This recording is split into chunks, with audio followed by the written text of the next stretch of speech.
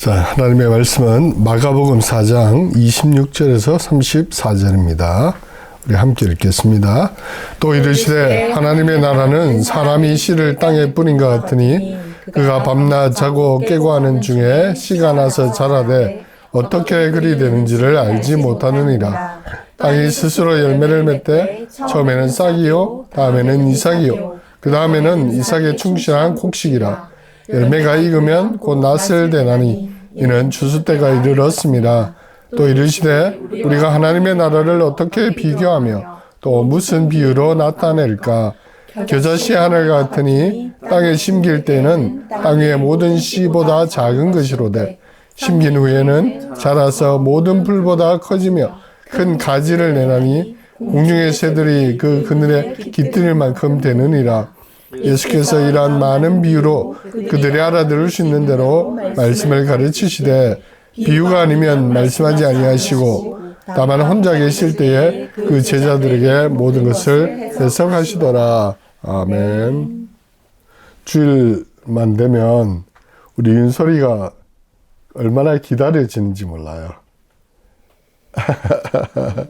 불과 몇 개월 전까지만 해도 갓난아기였는데 이제 제법 앉아있기도 하고 이렇게 반응도 하고 생글생글 웃는 걸 보면 얼마나 사랑스러운지 몰라요. 이유식도 이제 먹고 제법 표현도 하고 하는 걸 보면 언제 이렇게 컸지 싶잖아요. 그죠? 근데 가끔씩 보면 애들은 홀쩍 커 있는 것 같아요. 근데 애기 엄마는 알죠. 매일매일 조금씩 크고 있다는 거를. 근데 어쩌다 한번 보면 저절로 큰 것 같아요. 그게 자연의 신비죠. 자, 자연의 이치도 그런데 여기 우리 집 마당에 보면 가끔씩 농부가 넓은 요 밭에 뭔가를 뿌려요. 근데 어느 날 보면 싹이 나 있고 또 어느 날 보면 줄기가 자라고 또 어느 날 보면 주인이 나타나가지고 뭔가 수확해가는 걸 봐요. 내가 잘 못 봐서 그런지 가끔씩 이렇게 보면 그 식물들이 저절로 자라는 것 같아요. 근데 사실 저절로 자란다고 하는 게 맞아요. 농부가 씨를 뿌리고 별로 하는 게 없는 것 같아. 말 그대로 자연이 뭐라고 할까? 자생력? 땅의 영양분과 햇빛과 물이 그 곡식을 저절로 자라게 하는 것 같죠. 자연의 이치를 볼 때마다 하나님의 창조의 신비를 우리가 느끼죠. 하나님이 우리 자연에게 주신 가장 큰 선물은 내가 볼 때 자생력 같아요. 자생력. 자연이 스스로 무엇인가를 창조해내고 자라게 하는 능력. 그것을 하나님이 부여해 놓은 것 같아요. 우리가 과학적으로 생각해 보면 약 139억 년 전에 빅뱅이 일어났고 그때 미세한 온도 차이로 인해서 중력이 생기고 그래서 밀도 차이로 인해서 또 먼지가 뭉쳐지고 그게 이제 별이 되고 그 별이 엄청 커져 가지고 거대 거성이 되면 중력이 너무 강해서 폭파하죠. 내부적으로. 그러면 그 안에 있던 온갖 또 원소들이 우주 전체에 흩뿌려지고 그게 또 중력에 의해서 뭉쳐져서 이제 은하계가 되고 우리가 지금 태양이 되고 또 태양 주변에 행성이 생기고 뭐 이런 거거든요. 근데 놀라운 거는 어떻게 이런 신비로운 일들이 일어날까? 과학자들은 이 우주에 4가지 힘이 존재한다고 하죠. 중력과 전자기력과 강한 핵력, 약한 핵력. 이 중에 하나라도 틀리면 우주는 흐물흐물해지거나 아니면 다시 축소되거나 그렇게 된단 말이죠. 그리고 과학자들이 정말 신기하게 생각하는 게 어떻게 이 많은 우주에 별들도 많고 행성들도 많은데 하필 이 지구, 태양계 속에서도 수성, 금성, 화성, 목성도 아니고 딱 지구에 생명이 시작되고 생명이 자라기에 너무 적합한 행성이다. 물이 있고, 그죠? 또 대기 중에 산소 농도가 딱 적당해서 생명이 자라는 그런 별이 된 것은 우리가 인간이 현재 관측하는 것 중에는 유일하게 지구가 유일하잖아요. 얼마나 신기하냐, 이거.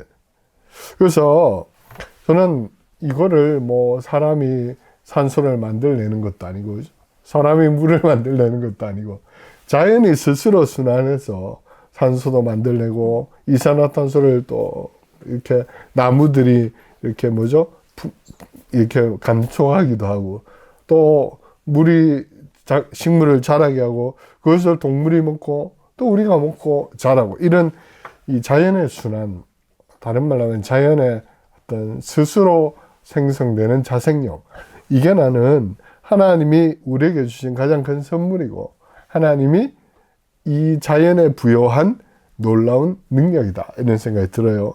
자, 그런데 가만히 보면 물론 하나님이 주신 물리법칙 이런 거에 대해서 스스로 하는 것 같지만 그러나 그 가운데 하나님께서 다 섭리하고 계시다. 이걸 우리가 알 수 있죠. 우리 윤설이도 저절로 막 그런 것 같지만 우리 가끔 보면 아니단 말이에요. 엄마가 보이지 않는 곳에서 끊임없이 돌보고 먹을 때가 되면 먹이고, 그죠? 잘 때가 되면 재우고, 끊임없이 돌보는 그 과정 속에서 아이가 자라는 거죠. 마찬가지로 우리의 삶도 우리가 뭔가 스스로 이렇게 하는 것 같지만 눈에 보이지 않는 하나님의 섭리가 우리를 지키고 보호하고 있다 알 수가 있죠. 자, 그런데 우리가 여기서 중요한 원리를 몇 가지 알게 돼요. 첫째는 저절로 자라는 것 같은데 속도 면에서 굉장히 느리다는 걸 발견해요. 그렇죠? 아이도 천천히 자라죠. 오늘 갑자기 얘가 뭐 훅 크면 비정상이죠. 천천히 정말 때가 되면 정말 천천히 그런 속도로 아이가 자라는 것을 알 수가 있어요. 또 우리가 뭔가를 돌보지만 이 아이가 자기 뭐라고 할까 스스로 그죠? 뭐 인체가 이렇게 음식을 소화하고 영양분을 공급하고 이러면서 자란다는 거 알 수 있죠. 오늘 예수님께서 하나님의 나라를 지금 가르치고 있는데 중요한 비유를 하나 했어요. 농부가 씨를 뿌리는데 농부가 잔다는 거야. 그리고 자고 일어나서 나오면 어느새 자라있다는 거야. 실제로 농부가 뭔가를 열심히 하지 않아도 곡식은 씨를 뿌리면 씨가 저절로 씨앗을 틔우고 싹이 나고 줄기가 되고 그럼 어느 날 농부가 나가서 곡식을 수확하고 이런 이야기를 예수님께서 지금 하고 계시죠.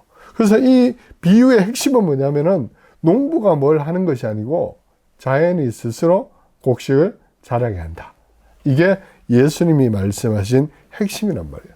그러면은 예수님이 지금 하나님의 나라에 대해서 말씀하시면서 이 비유를 했단 말이에요. 그리고 이 비유의 핵심은 자생력. 그죠? 뭔가 보이지 않는 힘에 의해서 자란다 이런 것이잖아요. 그렇다면 예수님이 가르치신 하나님의 나라도 우리 인간의 노력이나 방법, 수고 이거와 상관없이 하나님의 능력에 의해서 혹은 씨앗인 복음 자체의 능력에 의해서 어떻게 된다는 거예요? 자란다. 하나님의 나라는 하나님에 의해서 자라고 하나님의 교회는 하나님에 의해서 유지돼 간다. 이게 이 본문의 핵심이죠. 사도 바울도 이 비밀을 잘 알았어요. 그래서 고린도전서 3장 6절 이하에 이렇게 선언합니다. 나는 심었고 아볼로는 물을 주었을 때 오직 하나님께서 자라게 하셨나니 그런즉 심는 이나 물 주는 이는 아무것도 아니로되 오직 자라게 하시는 이인 하나님뿐이니라. 그렇죠? 사도 바울이 지금 고린도 교회 성도들 향해서 말하는 핵심이 뭐예요? 고린도 교회가 왜 분열됐어? 아볼로파, 베드로파, 또 바울파 이래서 서로 아니야 우리 교회는 바울이 세웠어요. 아니야 게바가 전했어. 아니야 아볼로가 성장시켰어. 이러고 있단 말이야. 그런데 바울은 이 이야기를 듣고 뭐라고 해요? 나도 아볼로도 아무것도 아니다. 교회를 자라게 하시는 분은 하나님이시다. 하나님이 교회의 주인이실 뿐만 아니라 교회가 그 지역에 세워지고 복음이 전해지고 하나님의 나라가 로마 제국 통치하에서 주요 그 도시인 고린도에 하나님의 능력이 나타나는 것은 우리 인간에 의해서가 아니고 하나님에 의해서 혹은 성령님의 역사와 복음 자체의 능력에 의해서 하나님의 교회가 세우시는 것이다. 이것을 사도 바울도 강조하고 있는 거예요. 오늘 예수님께서 제자들에게 말씀하시는 것은 너희가 너무 걱정할 필요도 없고 너무 부담감을 가질 필요도 없다는 거예요. 하나님의 나라는 마치 곡식이 자라는 것처럼 하나님께서 자라나게 하실 거야. 하나님이 성장할 때가 되면 성장하게 하실 거야. 하나님이 복음을 통해서 하나님의 교회가 세우시게 할 거야. 그러니 너희는 복음을 전하고 기도함으로써 하나님의 이 사역에 동참하라, 이런 뜻이죠. 오늘날 우리는 20세기 후반부에 갑자기 급성장한 교회들, 그런 현상을 많이 보게 돼요. 특히 미국에서 시작된 교회 성장학, 뭐 이런 게 미국에서 굉장히 20세기 후반에 막 일어났어요.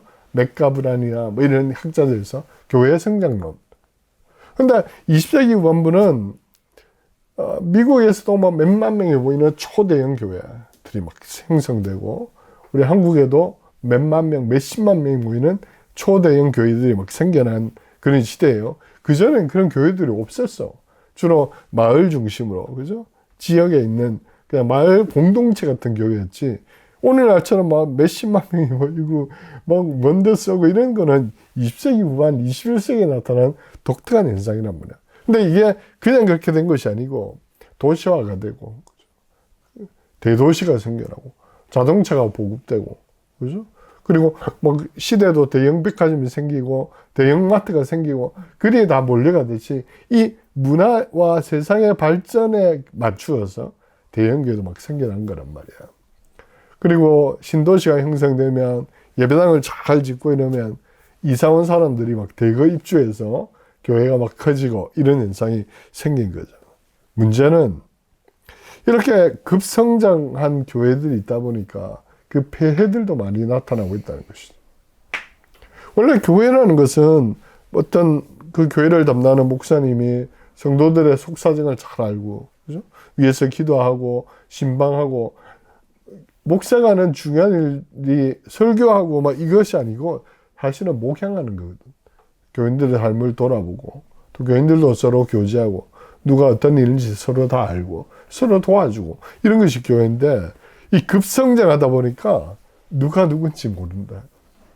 담임 목사님도 밖에 나가면 우리 교인인지 아닌지도 모르는, 몇만 명인데 어떻게 알겠어요?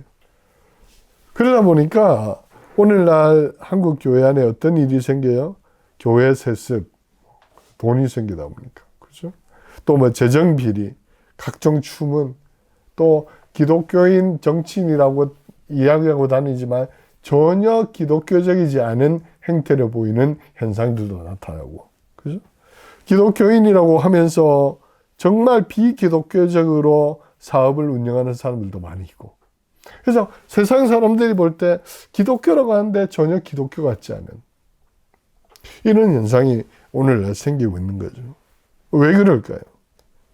너무나 갑작스럽게 수적으로만 증가하고 수적으로만 막 커지고 이러다 보니까 하나님의 나라보다는 뭔가 조직같이 이렇게 된 현상이 나타나는 거죠.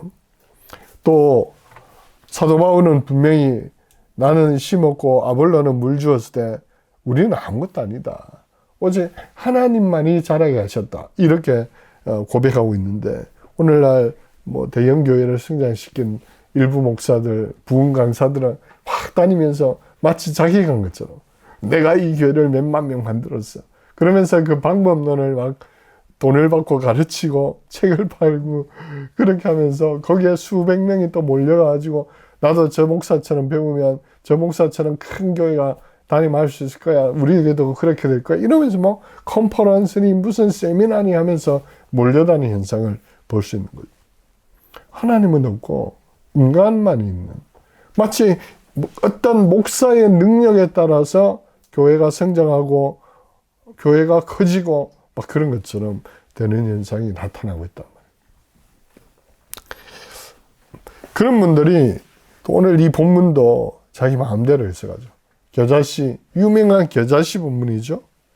이 본문을 하나님께서 하나님의 나라를 세워가시고 지금 비록 제자들 몇 명밖에 없는 미비하고 정말 겨자씨하늘처럼 작지만 하나님이 이 로마 제국 안에 하나님의 나라와 교회를 세워가실 거야. 그리고 많은 새들이 와서 깃들일 정도로 쉬어갈 수 있는 그런 하나님의 나라를 만드실 거야. 이게 핵심인데 그런 자들은 작은 교회가, 개척교회가 순식간에 대형교회가 되는, 마치 이런 크기, 그죠? 덩치, 규모 이런 담론에 빠져가지고 이 본문을 해석한단 말이에요. 그래서 마치 수적 증가 그것만 이 본문의 핵심인 줄 알고 그렇게 조그만 교회가 막 엄청 큰 교회가 된다 이런 식으로 가르치고 있지. 하나님의 나라는 그런 것이 아니죠.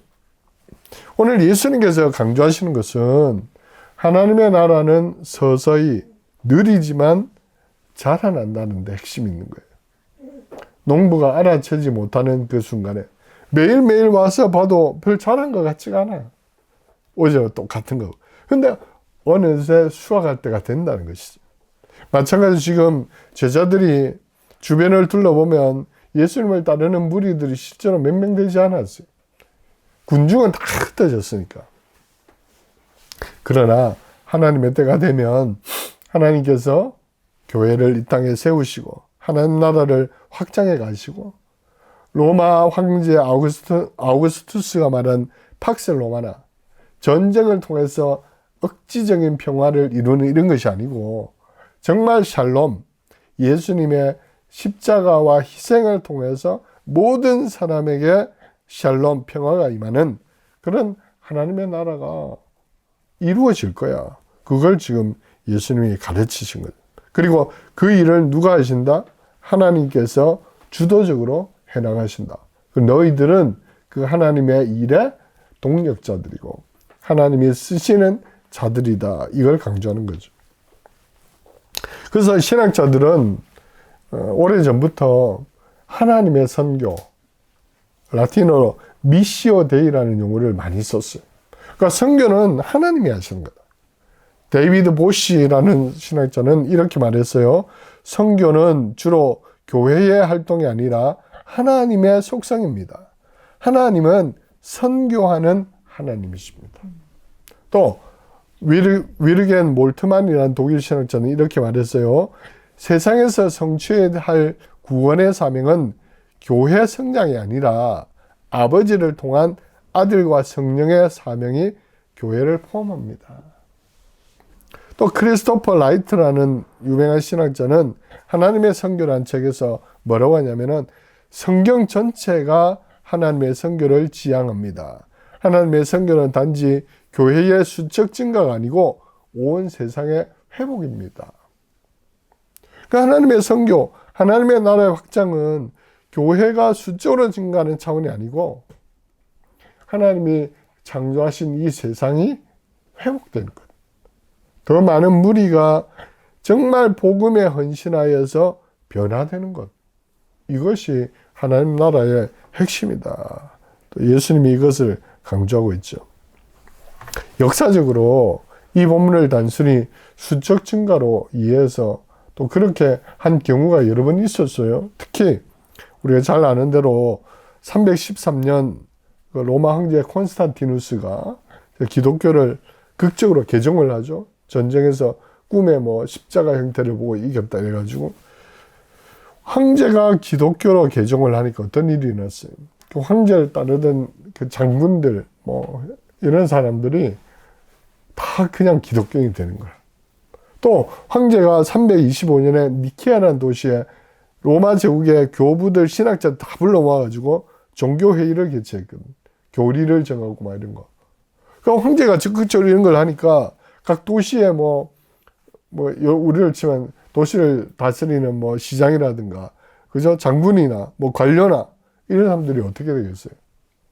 다 기독교인이 되는 거지. 근데 문제는 정말 복음을 받아들이고 복음에 의해서 변화되고 예수님을 진심으로 따르고 회개하고 해서 기독교인이 된 것이 아니고 겉모습만 기독교인이 되는 거지. 속으로는 다 이방인들, 자기가 이방인들 섬기던 로마의 신들 섬기던 관습을 그대로 가지고 있는데 겉모습만 기독교인 거예요. 그러니 어떤 일이 일어났냐면은 자기들이 믿던 이방신의 방식으로 기독교를 믿는 거야. 자기들이 평소에 이방신에게 제사하는 방식으로 예배를 하는 거예요. 이게 중세 기독교의 타락의 원인이 되었어요. 그리고 막 숫자가 늘어나고 교회가 늘어나고 황제의 어머니가 막 지역에 교회를 막 예배당을 세우고 이러니까 뭐가 필요해요? 오늘 아침에 성직자가 많이 필요한 거잖아요. 목사들 많이 필요하니까. 원래 목사는 엄청나게 훈련하고 연단 받고 나서 되는 건데 필요하니까 대충 가르치고 막 세웠을 거 아니야. 그러니 글자도 모르는 자들이 성경을 읽을 줄도 모르는 자들이 막 성직자가 되고 주교가 되고 그게 중세 타락의 원인이었지. 예수님이 지금 말씀하시는 것은 수적으로 막 자라나고 겨자씨가 큰 나무가 되어서 막 덩치가 커지고 이걸 말하는 게 아니고 하나님의 나라는 서서히 오랜 시간이 걸리겠지만 자라나고 영향력을 미치고 그래서 정말 평화에 새들은 이방인들 말이에요. 이방인들도 와서 쉴 수 있는 곳. 로마 제국은 로마인들만 쉬는 곳이에요. 피정복인들에게는 쉼이 아니에요.